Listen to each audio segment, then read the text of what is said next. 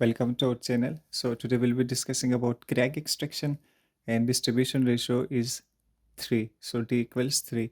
So first, how we're gonna solve these two values? How gonna we get these two values 0.75 and 0.25? So for that, there is a formula that is D equals x over 1 minus x, and whatever the distribution value is given in your question, you have to solve the upper layer value using this equation. So if D equals 3, you have to place instead of D 3 and try to solve this equation. And at the end, you will get the value 0.75. So you have to minus this value from the 1 and you will get the lower layer value like 1 minus 0.75, that become 0.25. So that's how you're gonna get the first value. And for the second value, we will follow the same step.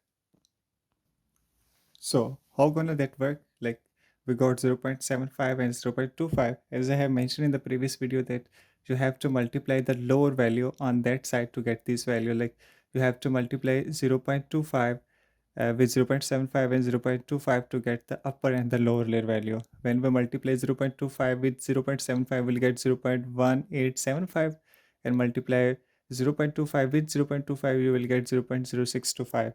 And then these values are again multiplied with 0.25. If you multiply the upper value with 0.25, you will get this value. If you multiply the lower value with 0.25, you will get this value. In the similar case, the upper layer would be multiplied on the right hand side. So 0.75 is multiplied with 0.75, will get 5625.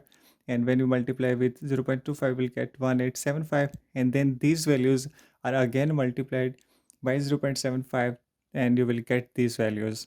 So how are we going to get the middle values? So I have already mentioned that in the previous video, like you have to multiply this value by 2, you will get the upper layer value, and then you have to multiply this value with 2, you will get the lower value. And I will multiply and I'll let you know.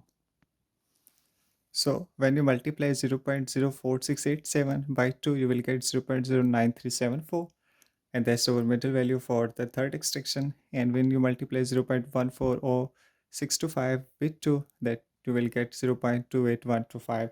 So you need to just prepare for the table for three extraction. That's the first, that's the second, and that's the third extraction. And you don't have to prepare the table for the fourth and the fifth extraction for the exam point of view.